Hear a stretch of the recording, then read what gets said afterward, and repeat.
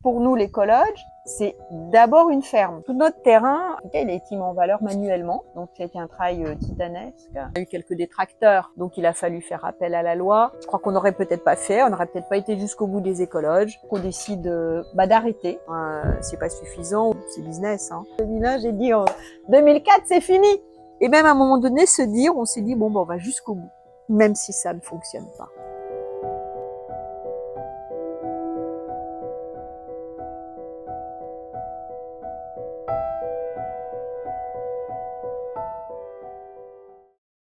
En 2001, vous écrivez un projet d'écologe. Vous êtes assez précurseur là-dedans, parce qu'il n'y a pas beaucoup de logements qui sont respectueux de l'environnement, qui ont des principes qui correspondent au développement durable. D'où vous est venue cette idée?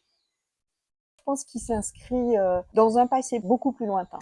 Comme il est quand même basé sur des valeurs autour de la nature, du partage, la sincérité, je pense que la nature dans nos enfances et nos adolescences ont été toujours présentes. Mon mari a choisi de faire le métier donc d'éleveur. C'est pas un hasard, c'est l'amour des bêtes, c'est aussi l'amour de la flore. J'ai eu toujours la nature comme élément ressourçant dans des étapes pas toujours simples de la vie, dès l'enfance pour moi. Et parce que j'ai eu la chance aussi de pouvoir y évoluer, c'était les moments qui faisaient du bien et qui s'est poursuivi avec la montagne dans l'adolescence, puisque je suis, on dit, originaire de Haute-Savoie. Et après un beau jour, du fait de notre rencontre, c'est comment ces valeurs, ces envies, ces désirs, on va pouvoir les rassembler ensemble. Et on se projette tous les deux dans un projet d'élevage, de permaculture et puis aussi d'hébergement. Alors après les étapes, ça n'a pas été forcément tout à fait comme on l'a. Oui, mais ce sont les projets. Nous étions tous les deux, alors moi dans un métier différent, de consultante, pour nous travailler quand même en chambre d'agriculture. On part de rien finalement. Vous faisiez un métier qui avait rien à voir avec ça. Vous vous plaisiez dans votre métier? Oui, mais voilà. Quelque part, il y avait quand même ce désir de passer un jour à autre chose. Et donc, on s'y met. En 2005, la ferme commence. Elle commence sur une autre spéculation que celle actuelle, qui est l'élevage de cabris et d'agneaux, de veaux de lait. On se trouve confronté à une filière donc pas structurée. On ne peut pas continuer. Tant sur l'aspect de la structuration commerciale de vente en direct qui n'existe absolument pas à l'époque, et c'était déjà ce qu'on souhaitait, que tout aussi bien de la filière approvisionnement des fournisseurs, ça devient très compliqué. On est tout petit, donc on décide d'arrêter.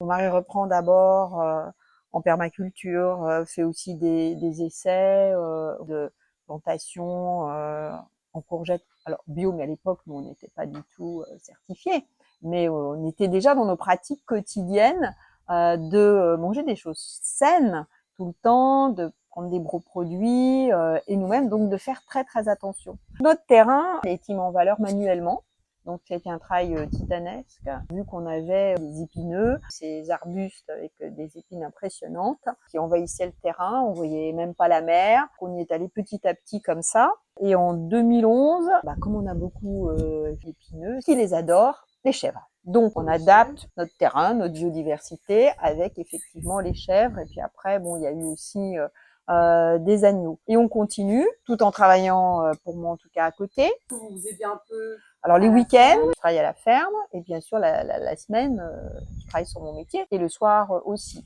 On a eu la maison d'habitation à partir de 2010. C'était quand même long, de 2001 à 2010. Oui, et donc on faisait des navettes, on n'était pas très loin. Bon, c'était pas terrible.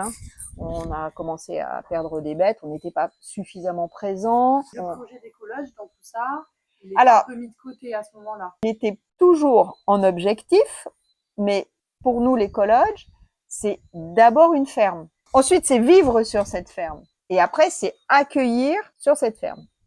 C'est votre définition de l'écologe. Après, c'est pas que ça l'écologe. Déjà, on construit une maison en bois, typiquement créole, pratiquement pas de matière plastique. On se trouve avec une alimentation solaire unique, vu où on est situé, donc pas de réseau EDF, et on vit comme ça. Rapidement, comme on se rend compte, déjà c'était long, la maison, on a eu pas mal de difficultés parce qu'on est indépendant Donc, il y a eu les prêts bancaires qui ont mis du temps aussi. Et quand on est lancé, nos enfants ne sont plus là.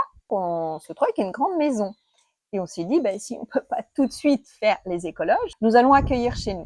Pendant 12 ans, on a accueilli chez nous en chambre d'hôte. En 2018, sur la ferme, ça devient compliqué. Il faut qu'on fasse de la modernisation sur ce qu'on avait en bâtiment, en bergerie. On sent que le marché est beaucoup plus favorable enfin au circuit court. On décide de développer beaucoup plus. C'est là qu'on fait appel donc à des fonds européens. Une banque qui s'appelle la NEF, qui soutient les projets, en tout cas une partie de ces projets sont des petits projets de développement durable, et on modernise, et on peut avoir à ce moment-là un atelier de découpe, et on lance aussi l'atelier de poules pondeuses. Comme nous travaillons toujours en bio, on s'est dit pourquoi pas le faire savoir. On a demandé une certification Écocert sur toutes nos prairies, les animaux, et après par la suite même tout le jardin. Donc ça c'est vous qui le demandez? Oui, mais il faut être Et accepté. après, quelqu'un vient tout inspecter. Oui, ça se fait pas comme ça. Nos savanes étaient plutôt en friche. On voit bien que ça n'a pas été du tout traité. Ça a été assez rapide et du coup les animaux mangent de l'herbe. Pour le jardin, on avait déjà des plants. Là, il y a au moins 2 ans où vous êtes en observation, pas forcément d'où viennent vos plants, même si nous c'est nos graines et qu'on n'achète rien à l'extérieur, sauf faire venir des graines bio. Vous êtes officiellement donc certifié. Et puis après, c'est un contrôle régulier pour s'assurer que vous respectez le règlement. Pour dire attention, on fait de la qualité. Après, la rentabilité, c'est une affaire de marché, c'est une affaire aussi de coût de fonctionnement. Et bon, faut pas se faire d'illusions. Sur des petites exploitations comme la nôtre, c'est extrêmement compliqué. Donc c'est important pour vous d'avoir ce label Écocert. Parce que c'est aussi le souci de rechercher peut-être une forme d'excellence aussi. C'est la reconnaissance de tout le temps passé sur le bien-être animal. Donc des métiers souvent dévalorisés, des métiers d'éleveur. C'est pour ça que j'utilise le terme de la valorisation du travail, des heures de travail de l'éleveur, le respect des clients, le respect des bons produits, de pas faire n'importe quoi, et la santé surtout. Si on revient sur l'écologie, c'est un peu votre mode de vie, vos valeurs depuis Moi, longtemps. je pense que c'était le mode de vie déjà. Avant déjà, vous consommiez local, triez vos déchets. Consommer local, je l'ai toujours fait, que ça soit en Haute-Savoie ou que ça soit ici. Bon, on a toujours fait attention, j'allais avoir le minimum, c'est minimiser le plastique. Mais sur une île, la mer elle est pas loin, avoir des produits sains aussi. Par exemple, sur tous les produits d'entretien, toujours prendre des produits qui soient bio pour le corps. C'était déjà une façon de vivre. On a appliqué notre façon de vivre, on l'a partagé avec nos hôtes qui venaient. Après la certification, une fois qu'on a eu fini tout cela, 2018, on peut enfin se lancer dans le projet des écologes. Parce que dès le début, c'était un projet d'écologe. Alors, on n'avait pas le terme écologe. En 2001, on parlait pas d'écologe. C'était gîte éco. C'est comme un prolongement de ce qu'on faisait dans nos chambres d'hôtes. On est resté même sur le mobilier qui est aussi en bois. C'est pas quelque chose, c'est pas un truc qui est sorti comme ça. C'est juste une continuité. Par contre, on voulait donner de l'autonomie à nos hôtes, qu'ils aient leur petite kitchenette et de sortir du concept de chambre d'hôtes pure et dure. La finalité, c'était vraiment ça. Il y a eu des moments où on s'est dit, c'est pas tous les jours on se levait, on disait ça y est, on va le faire. Non, il y a eu beaucoup de jours où on n'y arrivera pas. Est-ce que ça ressemble Oui, c'est ça. Les valeurs. Final, ça ressemble. Oui. Ce que vous aviez à la base, oui, complètement. Les valeurs, je les avais écrites. Alors, j'utilisais pas le terme écotourisme ou slow tourisme, mais je parlais du tourisme sincère, le partage. J'ai tout retrouvé.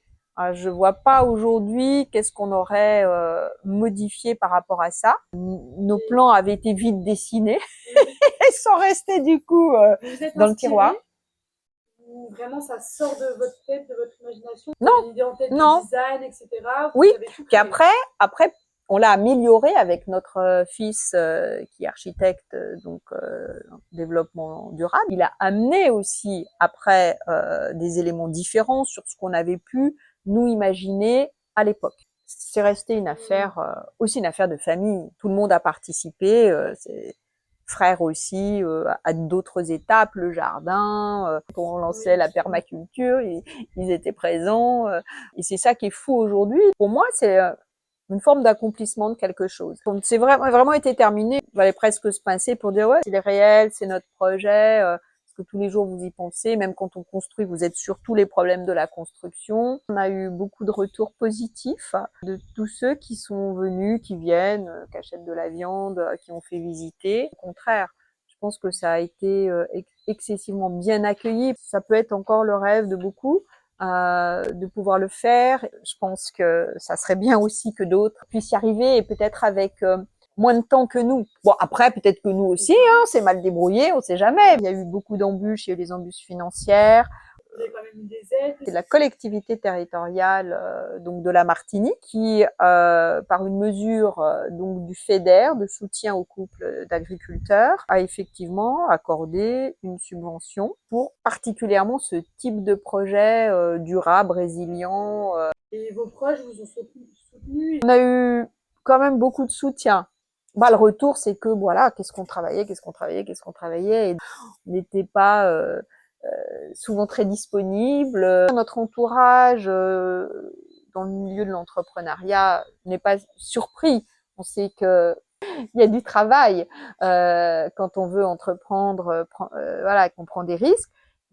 Mais c'est vrai que des fois, ça pouvait sembler un peu fou, surtout que ça, peut-être pour certains, parce que ça prenait tellement de temps qu'on c'est ce que voilà leur truc, c'est pas une chimère. On pouvait voilà peut-être être perçu comme étant étrange, mais pas tant. J'ai trouvé qu'on a eu beaucoup de regards bienveillants. On a eu quand même énormément d'encouragement, de respect. Voilà, on a eu beaucoup de respect. Et c'est parce qu'il y a eu ça, ce respect, qu'on y est arrivé aussi. Parce que au départ, surtout, enfin moi j'avais l'idée du projet. En 2001, j'ai dit en 2004, c'est fini. Bon, c'était peut-être une illusion, mais à notre rythme, parce que qu'est-ce qui se passe? On vit, on travaille à côté, donc c'est au rythme du travail qu'on a, de tous les événements de la vie aussi. Les difficultés dans la construction, par exemple, des écologues. Il y a eu quand même 2 entreprises défaillantes. C'est très compliqué quand on est sur des délais courts parce qu'on est plus tenu par rapport à des subventions. Les délais administratifs ont été aussi longs de ce côté-là et quand il nous reste peu de temps pour construire. Et là, que des entreprises, comme on dit, vous plantent. Ça a été violent, très violent parce que ça a eu des impacts. On a ouvert plus tard. Heureusement, d'autres ont été très partenaires. On a eu aussi ce qu'on appelle des coups de main. Des locaux, des connaissances. On a eu fait des coups de main où on a fait appel un peu comme ça à la population. À un moment donné, on a commencé à implanter les lodges et par rapport à l'environnement, on avait beaucoup de pierres, il fallait épierrer. Donc on a fait 2-3 fois comme ça, on ne connaissait pas forcément les personnes. Ça a été des moments extraordinaires. Une solidarité martiniquaise touchante. On a eu aussi des coups de main de fils, d'amis de nos enfants qui étaient dans des corps de métier, voilà, comme la menuiserie ou d'autres architectures ou la peinture, qui sont venus, dont de la Réunion.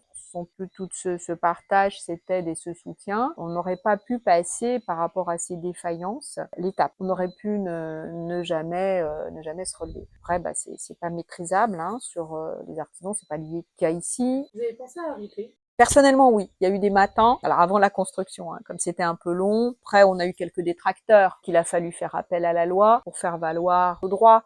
On a perdu quelques années. Après, c'est la vie. Ça démoralise. On trouve un peu injuste, et puis après on se dit de toute façon c'est comme ça. On n'a jamais baissé les bras. L'étape des financements, c'était aussi assez indescriptible quand même. On n'arrivait pas, personne croyait ce projet écolo. Bon, nous on est parti avec une chèvre au début quand on a recommencé. Faut se mettre à la place aussi des banquiers quoi.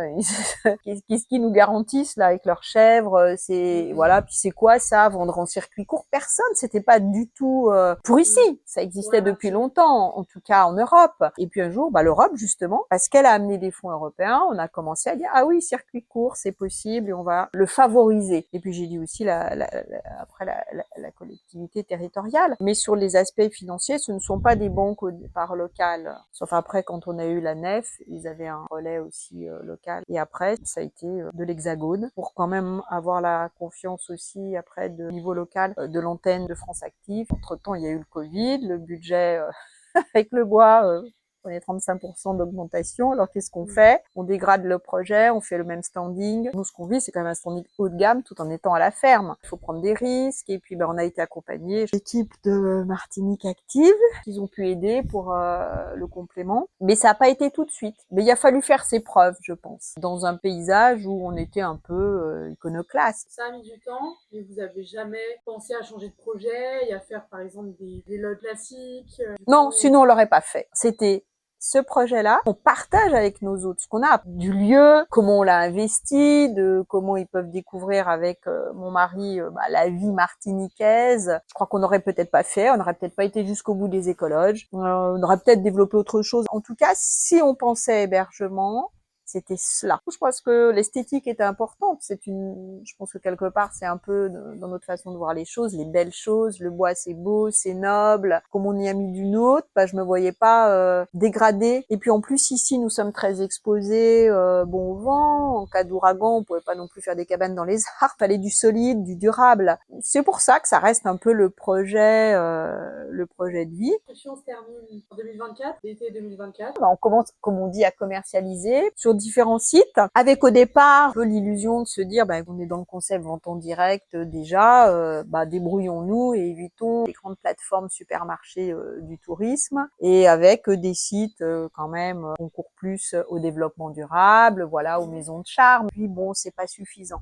Aujourd'hui, un écolodge, finalement, si on prend quelqu'un, allez, je vais dire de l'Europe, il a le choix, il y a le Mexique, il y a l'Afrique, il y a l'Asie, et il peut y avoir aussi les îles de la Caraïbe, parce que c'est un champ restreint. On reçoit des personnes qui sont attachées à la culture écologique. Vous êtes mis sur Booking et Expedia. C'est très dur. Je pense que quelque part, ça ne va pas avec ce genre d'hébergement. C'est très industriel, et ce qu'on fait ici, c'est pas industriel. Faut le faire parce que c'est simple pour ceux qui voyagent souvent. Après, ils sont très gourmands par rapport aux hébergeurs. Puis vous avez pas beaucoup de possibilités sur leur type d'annonce, pouvoir décrire, on peut rien mettre, faut rentrer dans des cases. Et souvent même, je me dis, mais alors on va où? Nous, on est quoi? On n'est pas hôtel, on n'est pas location de vacances, on n'est pas complètement insolite, et on arrive des fois même pas à être identifié. Par exemple, ils vous demandent si vous avez la climatisation. Alors nous n'avons pas la climatisation habituelle, mais on a quand même un système de climatisation avec des brasseurs d'air. Et puis on a conçu de façon à ce que ça soit traversant. Mais les clients, ils vont voir climatisation, ils vont croire que c'est la climatisation qui peut déjà descendre jusqu'à je sais pas combien, et comme on trouve dans un hôtel classique, et ils arrivent ici, est-ce que ça leur conviendra? Et en même temps, ne pas croiter, on a quand même une climatisation. C'est dur de se faire connaître aujourd'hui. C'est pas si simple. Il y a beaucoup de bouche à oreille. C'est quelque chose qui se fait slowly, mais c'est pas boum, je mets mon hébergement et hop, il y a quelques cliquets, tout tombe. Il y a le prix, l'environnement. On peut quand même concevoir qu'il y a des personnes qui sont aussi intéressées par autre chose. On est un peu isolé. Tout le monde veut pas forcément toutes ces contraintes-là. Puis aujourd'hui, on est en train d'analyser d'où ça vient. J'ai pas de recul aujourd'hui. J'ai juste appris à mieux connaître ce genre de plateforme, m'en étant pas moi-même consommatrice. Je peux comprendre dans le monde d'aujourd'hui que ça puisse convenir. Puis c'est comme ça qu'on a monté tout le tourisme autour de ces plateformes. Après, il y a les agences de voyage qui peuvent être intéressées par ce qu'on fait. C'est pour ça que nous cherchons quand même à développer, à commercialiser dans la zone Caraïbe aussi.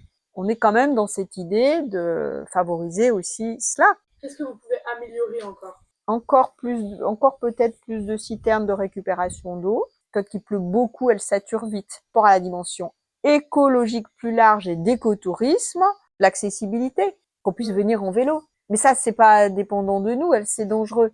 Parce que souvent, on va poser la question, est-ce qu'on peut venir chez vous en vélo? Voilà, c'est un peu compliqué, il vaut mieux avoir une voiture. On pourrait réfléchir, ou après... ou imaginons que toutes les voitures qui viennent soient électriques. Peut-être mettre ici un point de recharge électrique. Et avoir un logement touristique et être 100% écolo, c'est possible. Forcément, dans la Charpente, il y a des vices, si vous voulez. On peut pas être 100%. On sera jamais 100%. Je pense qu'il faut être réaliste et faire au mieux. C'est comme pour l'alimentation. Pas aller chercher des choses qui nous en éloigneraient. Ce qui nous en rapproche le plus, mais d'être conscient que, oui, on met des vices, je sais pas. Enfin, je sais pas comment elles sont biosourcées, ça, mais bon. Au final, est-ce que vous êtes content de ce que vous avez fait? Est-ce que le jeu en vaut la chandelle? C'est la fierté de la réalisation, de l'accouchement, la concrétisation, surtout quand ça a pris du temps. Vous avez pas mal douté, quand c'est là, c'est oui, on a pu le faire. C'était pas palpable tout de suite, mais aujourd'hui c'est vraiment ça. Et donc c'est oui, bien sûr qu'on est ravis et que c'est une grande fierté, voilà, d'y être arrivé. Non, il y a le côté entreprise, donc il faut que ça fonctionne. Et là, on sera encore plus heureux, voilà, quand ça y est, on sera dans un rythme de croisière. Après, on est toujours en train de chercher à s'améliorer. Nos autres contribuent beaucoup, on discute beaucoup. Est-ce que ça correspond à ce qu'ils attendent, ce qu'ils attendaient, l'image qu'ils avaient, qu'est-ce qui a amélioré. Voilà, ça se construit aussi de cette façon-là. Pour vous, le concept d'écologe, il a de l'avenir? Est-ce qu'à long terme, c'est une solution? Oui, je pense qu'il faut du tourisme pour tout le monde.